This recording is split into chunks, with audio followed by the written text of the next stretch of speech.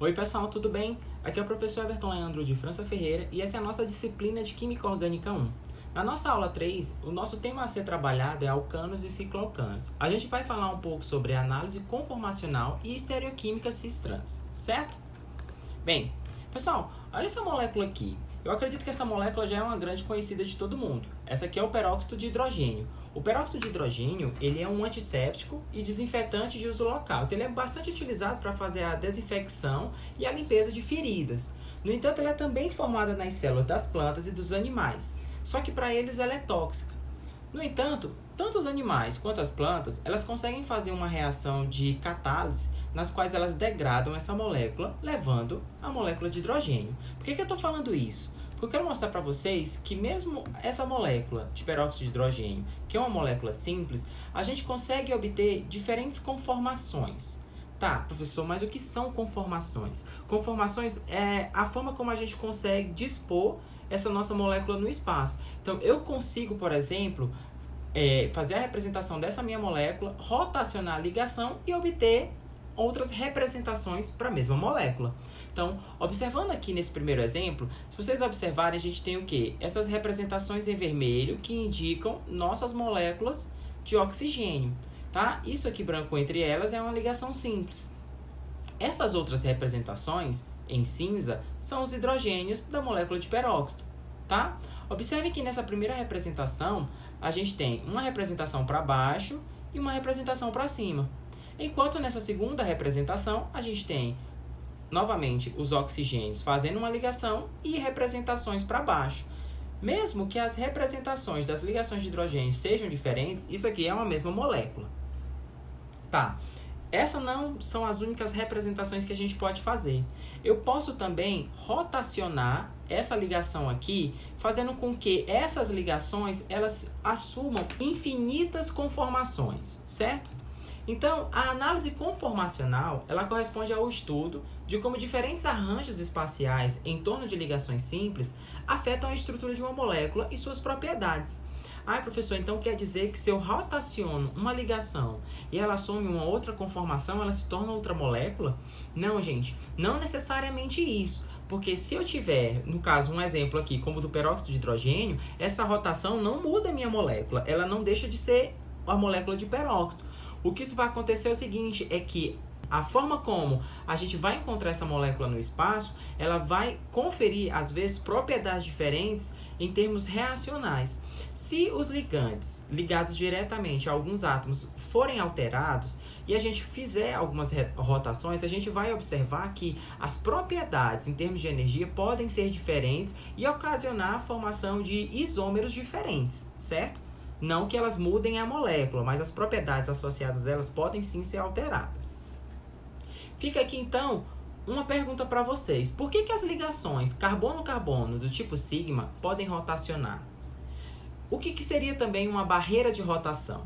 Tanto essa pergunta quanto esse termo barreira de rotação vão ser discutidos durante a nossa apresentação. Então, guardem elas e tentem associar durante a aula, certo? Então, se a gente observar aqui, a gente tem a molécula do etano.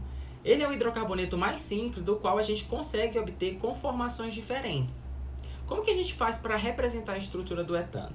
A gente pode fazer uma representação, como mostrado aqui, em fórmula em perspectiva, na qual, se a gente considerasse que essa tela do computador de vocês é um plano, essas ligações que estão só um tracinho aqui, elas estariam justamente em cima do plano. E essas ligações representadas de forma tracejada, elas estariam projetadas atrás da tela do computador. Enquanto essas aqui mais cheias, que a gente chama de cunha, elas estariam projetadas para frente. Então seria como se a gente estivesse vendo um 3D e a ligação estivesse vindo em nossa direção. Já essas projeções em cavalete, elas recebem esse nome porque elas de fato são associadas a esses cavaletes aqui. Observem que eles têm perninhas que representam justamente essas perninhas que a gente observa aqui. Isso aqui é só uma das representações que eu posso fazer para o etano. Eu poderia fazer uma similar realmente ao cavalete, na qual eu coloco aqui, por exemplo, as perninhas para baixo. E nessas perninhas aqui para baixo vão estar o quê? Os hidrogênios. Ela não é muito diferente dessa representação. O que aconteceu é que eu rotacionei essa ligação e esses 2 hidrogênios foram para baixo, enquanto o outro passou para cima, tá?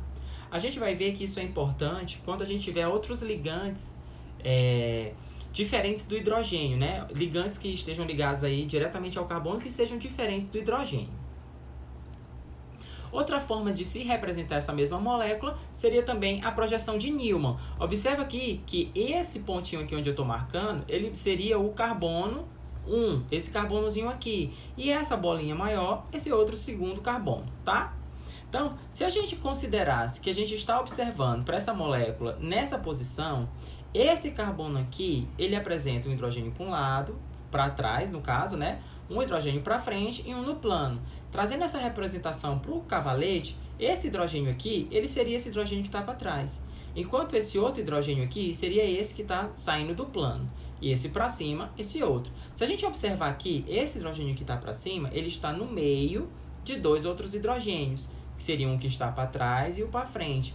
Novamente, eles aparecem aqui, ó. Esse hidrogênio aqui é esse mesmo aqui. Enquanto esse segundo hidrogênio é esse outro. E esse que está para baixo está representado aqui também para baixo. Já na projeção de Newman, não muda muito. Se a gente olhar aqui para do cavalete, olha como que tá essas ligações. A gente está levando isso para cá, ó. Esse hidrogênio aqui é esse outro é esse aqui, enquanto esse que está para cima é esse, certo? E esses que estão atrás, esse que está à esquerda, está aqui também à esquerda. O que está à direita foi representado aqui, e o que está orientado para baixo, ele é para esse aqui, tá? Pessoal, essas representações em fórmula em perspectiva, projeção em cavalete, projeção de Newman, elas vão ser bastante utilizadas durante o nosso curso. Então fiquem atentos, peguem, anotem, desenhem outras moléculas para que vocês ganhem o hábito e assim se familiarizem em desenhar essas moléculas. Os isômeros que resultam de diferentes orientações de átomos ou grupos apenas por rotação do eixo de uma ligação simples, eles são designados por conformers ou rotâmeros. Então, o que acontece é o seguinte, se eu pego uma minha molécula e consigo rotacionar uma ligação, que foi o que a gente acabou de ver para o etano, a gente consegue obter várias representações para essa mesma molécula. E essas representações a gente chama de conformers ou rotâmeros. O que vai diferenciar essas estruturas é esse ângulo aqui, que é o que a gente chama de ângulo diedro ou ângulo de torção.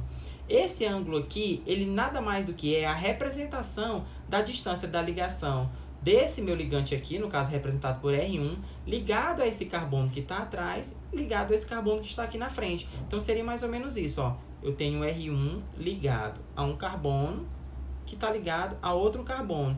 E eu tenho aqui o R2, tá?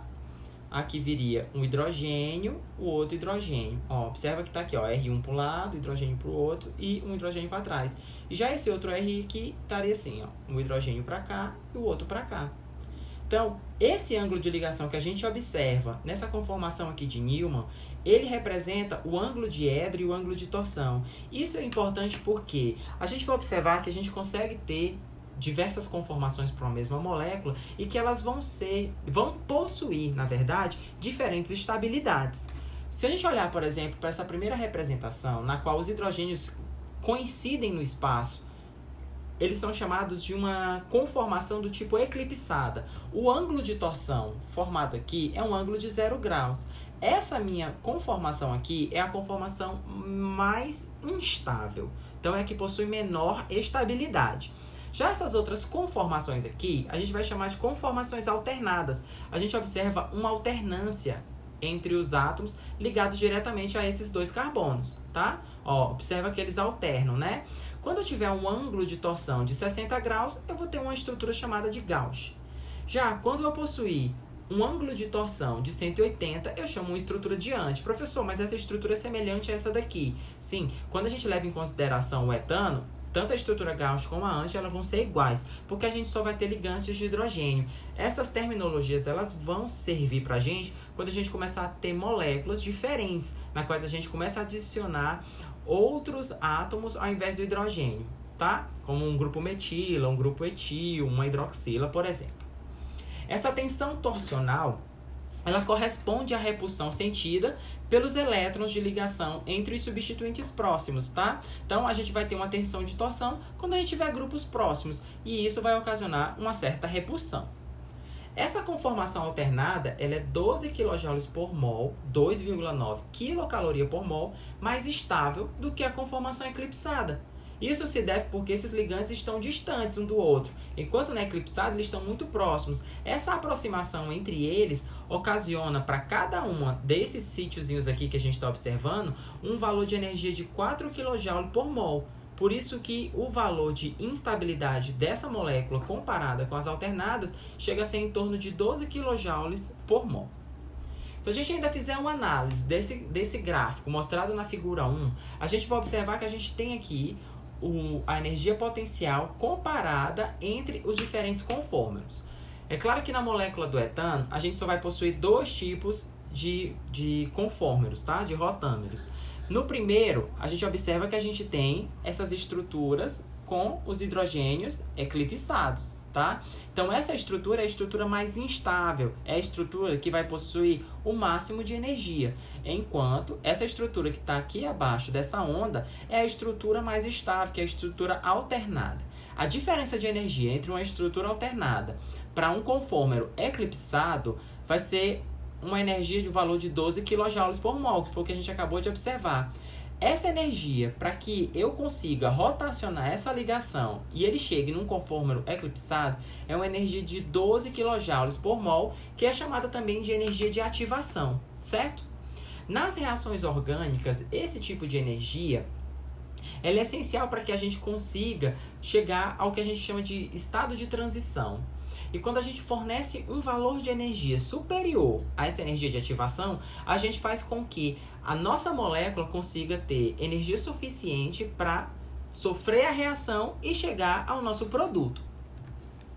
Vamos então olhar para a molécula do butano, que ela possui 4 carbonos. Se a gente levar em consideração as ligações C2 e C3, a gente tem que observar que agora vão estar presentes as interações do tipo hidrogênio-hidrogênio, assim como o do etano, mas também vão estar presentes agora interações hidrogênio com CH3 e CH3 com CH3.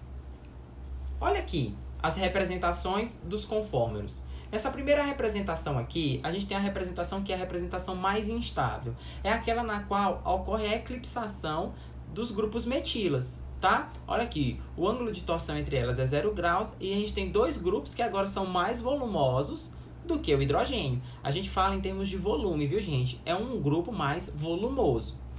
Já nessa outra estrutura, que a gente chama de estrutura Gauss, a gente tem o quê? Dois grupos metilas próximos, tá? Aqui também a gente já tem a presença de um impedimento do tipo estérico. Esse impedimento aqui também faz com que essa molécula não seja tão estável. Tá, professor? Ela não é estável, essa estrutura eclipsada também não é estável. Gente, é claro que, como ocorre a formação de vários conformeros, a gente vai ter uma estrutura que é a mais estável e outras estruturas que vão possuir uma certa estabilidade. A estrutura Gauss, ela é mais estável do que a eclipsada, só que ela é menos estável, por exemplo, do que a estrutura anti, na qual a gente tem os dois grupos metilas situados em posições totalmente opostas, tá? A gente ainda vai possuir também outra fórmula condensada, só que nessa fórmula aqui, nessa conformação, a gente tem encontros de hidrogênios e hidrogênios com CH3. Nessa daqui, os dois grupos maiores, no caso os dois CH3, eles se encontram. Então, ela se torna estrutura instável. Na conformação Gauss, o que a gente observa é que existe o que a gente chama de tensão de Van der Waals ou impedimento estérico. Esse tipo de interação ele acontece da seguinte maneira. Olha para essa representação em bola palito que a gente tem aqui.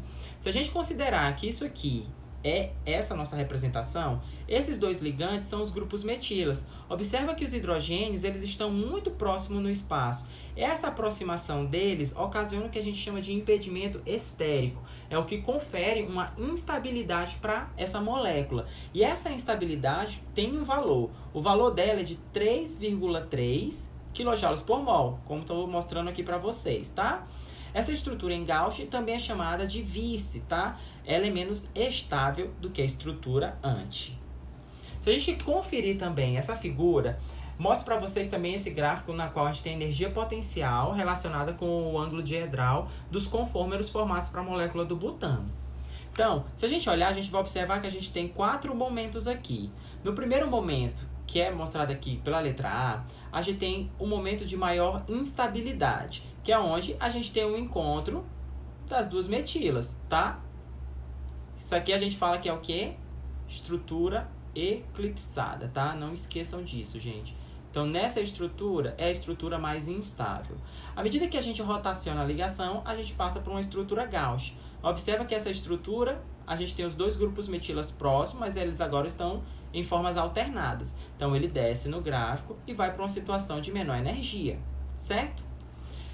Rotacionando mais uma vez, a gente chega em outra estrutura eclipsada. Só que nessa agora, os grupos que se encontram é hidrogênio com metila, hidrogênio e hidrogênio, diferente dessa primeira. Então, essa estrutura, mesmo sendo eclipsada, ela é um pouco mais estável do que a estrutura A. Ela possui ainda uma menor energia comparada a ela. Só que as estruturas eclipsadas são muito instáveis. Então, mesmo comparando com a B e agora com a outra, a D, ela ainda é uma estrutura instável. Então, rotacionando mais uma vez, a gente chega na estrutura que a gente chama de anti, certo?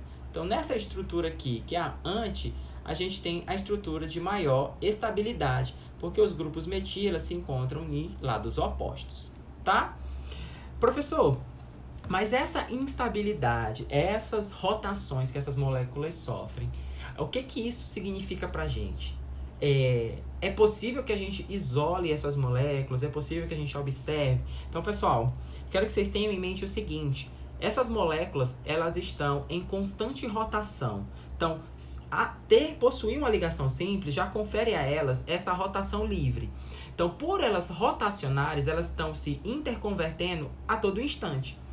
Em um segundo, é capaz da gente ter 200.000 conversões em termos de estrutura. Elas vão estar rotacionando, formando umas às outras. O que esse gráfico de energia potencial aqui nos mostra é que a gente tem uma estrutura, como a anti, em maior quantidade no menor tempo. Por exemplo, em um segundo, a proporção, se a gente fosse dividir isso aqui em 100%, ela teria uma maior fatia, uma maior proporção da gente encontrar essa estrutura. E a menor seria a estrutura eclipsada, porque ela é a mais instável.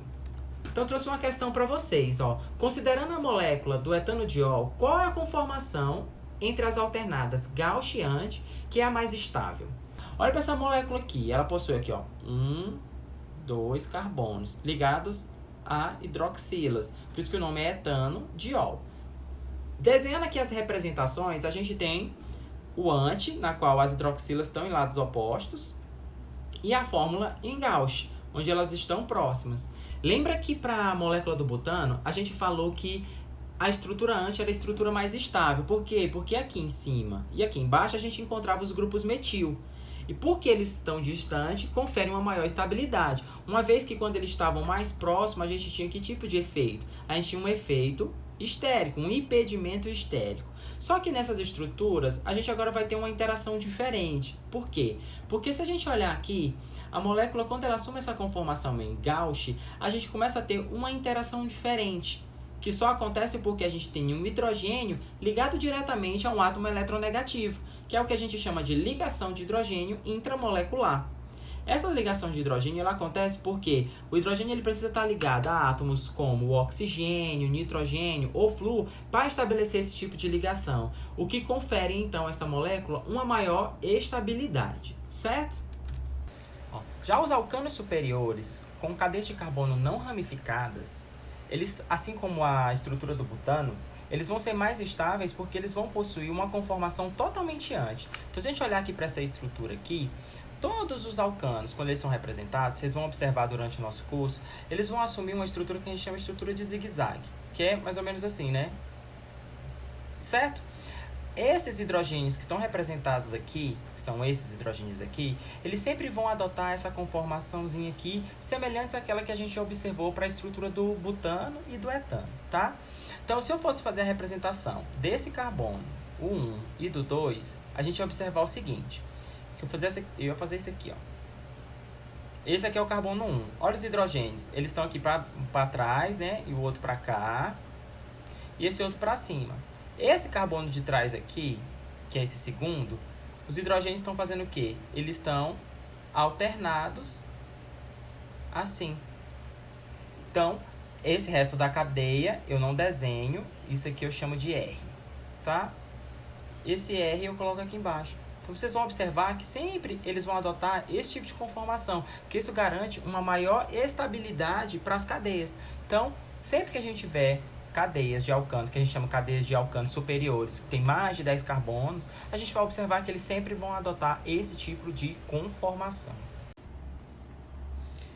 Então, pessoal, a análise conformacional ela também pode ser feita para os cicloalcanos. A gente tem que pensar o seguinte, que lá por volta do século XIX, muitos pesquisadores também estudaram sobre a estabilidade desses ciclos.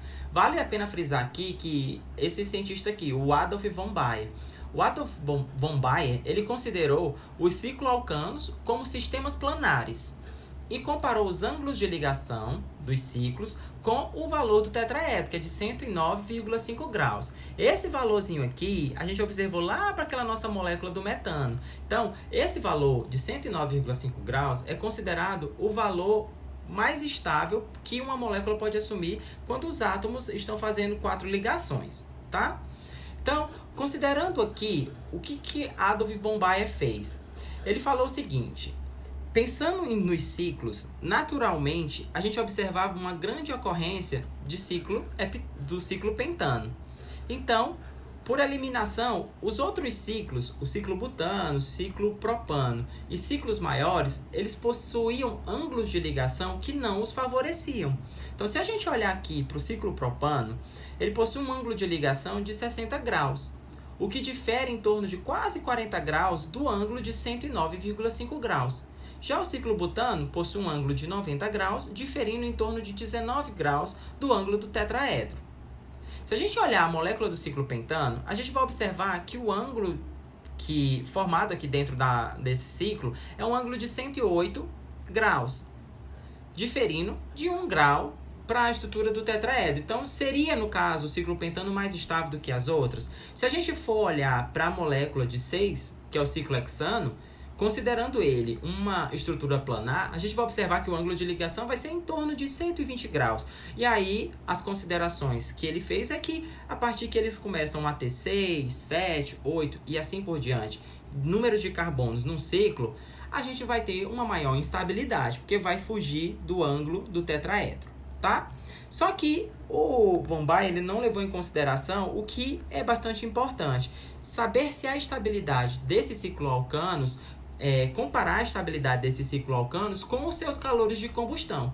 Então, olhando para essa tabela aqui, a gente compara o calor de combustão dos ciclos que variam entre 3 até 8 carbonos na sua cadeia. Então, a gente vai do ciclo propano até o ciclo octano, comparando aqui os seus calores de combustão. Se a gente olhar o calor de combustão para a molécula individualmente, a gente vai observar valores que aumentam de 3 até 8, né? De 2.091 kJ por mol até 5.267 kJ por mol para o ciclo octano. Só que a gente tem que levar em consideração o seguinte, que a gente tem uma unidade em repetição nessas cadeias. Se a gente considerar os hidrocarbonetos mais simples, que são os alcanos, eles possuem como fórmula CnH2n mais 2. Já os cicloalcanos, eles são CnH2n. E nessa fórmula aqui, eu ainda posso abreviar ela assim, CH2 e colocar um N aqui fora, tá? Vocês concordam comigo? Que, em repetição a gente tem um N aqui, isolei ele e coloquei esse grupo, tá? Então, o que eu faço aqui é o seguinte, eu pego o valor do calor de combustão e divido ele por grupos CH2. Aqui eu tenho 3 grupos CH2 e aqui eu tenho 8. Então, fazendo essa divisão, eu observo que os valores do calor de combustão, eles agora passam a ser diferentes. Observa que o calor de combustão do ciclo propano, ele é alto, o que indica que, no caso, ele é instável. Só que à medida que eu vou aumentando, esse calor de combustão ele começa a se tornar muito próximo. Observa que o calor de combustão do hexano aqui, no caso, se a gente comparar inicialmente o propano com o hexano, a gente vai observar que o valor do calor de combustão do ciclo hexano é inferior do ciclo propano. Ok, mas comparando aqui o do ciclo hexano com o ciclo pentano, a gente observa o quê? Observa que o do ciclo pentano ele é superior. garantindo então para mim que o ciclohexano ele é mais estável. E olhando ainda para o de 7 e 8 carbonos, ele é muito próximo do de 5. Então, a partir desse momento, a gente observa que existe uma falha nessa teoria. E por que existe uma falha? Pensa o seguinte, as teorias de Bayer, elas são úteis, não que elas não possuam uma validade, mas elas são úteis para nos indicar que existe uma tensão angular dentro desse ciclo alcanos. Então, para eu formar um ciclo, eu tenho que garantir que a minha ligação ela seja efetiva entre carbonos. Mas para que ela seja efetiva, muitas vezes, eu vou ter que formar ângulos de ligações diferentes de um tetraedro. Só que a falha da teoria de Bayer é que ele assumia que essas moléculas elas eram planares, elas estavam no plano. E apenas a molécula do ciclopropano se encontra no plano, enquanto as outras não estão, tá? Então, olhando para cá para a molécula do ciclopropano, a gente vai observar o seguinte, essa aqui é a estrutura, observa aqui, né, dos 3 carboninhos. A estrutura do ciclopropano ela é desestabilizada porque ela possui uma tensão torsional, além da tensão angular. A tensão angular é a tensão que o Bayer estava falando, só que além dessa a gente possui uma tensão torsional. Essa tensão torsional que existe, ela é devido às ligações CH do ciclopropano estarem de forma eclipsada. Como assim eclipsada, professor? Gente, se a gente for fazer o desenho do jeito que a gente fez lá nas conformaçõezinhas que a gente mostrou para a molécula do etano e do butano, a gente vai observar que os hidrogênios ligados em cada carbono, eles estão em coincidência com os vizinhos, tá? E essa coincidência a gente fala que é a tensão torsional, é uma tensão de torção. Então, essas estruturas, elas estão em eclipsação, tá? O esqueleto de carbono do ciclopropano, ele é plano e rígido. Então, essa molécula, ela é plana. Então, Bayer acertou para a molécula do ciclopropano. E as ligações carbono-carbono, elas são relativamente fracas. Gente, se a gente possui ligações e essas ligações, elas estão tensionadas, então elas são mais fáceis de serem rompidas. É mais fácil de eu colocar ela no meio reacional e conseguir quebrar. Fazer, às vezes, até o aquecimento. Fornecer calor e com a vibração, no caso dos átomos, romper esse tipo de ligação, porque são ligações fracas mesmo. Por isso que realmente essas moléculas elas são encontradas em menos quantidade na natureza.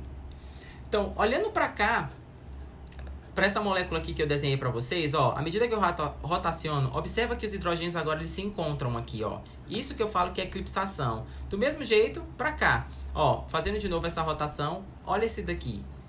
Coloquei eles opostos, mas os hidrogênios estão se encontrando. Então, isso que eu falo que é a eclipsação. Então, isso garante que a minha molécula ela seja o quê? Mais estável. Então, ela possui o que a gente chama de tensão torsional ou tensão de coincidência. Já para a estrutura do ciclobutano, que é a estrutura com 4 carbonos, a gente tem essa estruturinha aqui.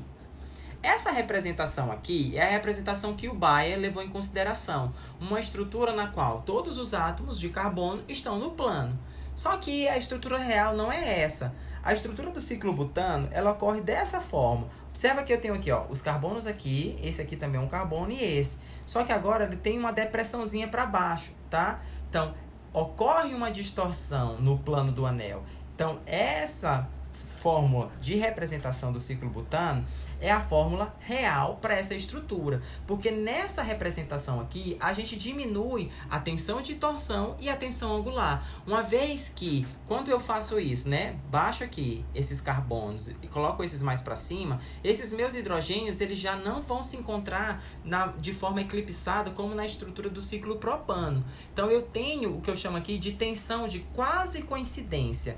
Então, diminui a energia daquele encontro quando eu tenho hidrogênios na forma eclipsada, certo? Já na estrutura do ciclopentano, que é uma estrutura onde eu tenho o quê? 5 carbonos, nessa representação aqui, o ciclopentano ele vai possuir uma menor tensão angular quando comparado com anéis pequenos, que é o anel de 4 e de 3 membros. E ele possui uma tensão torsional, quando eu tenho, no caso, a eclipsação dos meus hidrogênios. Então, se a gente for observar para essa estrutura de 5, a gente vai ter representações agora diferentes. A gente tem as representações para o anel, que não vai ser dessa forma, como o Bayer estava acreditando que era. A gente tem uma representação diferente. A gente tem uma leve inclinação do carbono de uma das extremidades do anel, fazendo com que ele assuma uma estrutura que a gente chama de estrutura envelope. Então, eu posso subir ou descer essa extremidade que ele assume uma conformação mais estável. Ou, ainda, eu posso contorcer essa estrutura, levando uma estrutura que a gente chama de estrutura em meia cadeira. Essas estruturas aqui, elas garantem uma menor tensão angular para a minha estrutura e uma diminuição da tensão de torção, fazendo com que elas sejam mais estáveis. Então, se a gente observar aqui, os hidrogênios agora eles vão estar diferentes do que estariam aqui nessa representação. Eles vão diminuir essa tensão torsional, tá, pessoal? Então, na próxima aula, a gente continua a discussão a respeito da análise conformacional do ciclo de 6 carbonos. E entra um pouco ainda na discussão sobre a estereoquímica que assume as ligações nos ciclos, que são as estereoquímicas do tipo cis e do tipo trans. Até logo, pessoal. Tchau, tchau.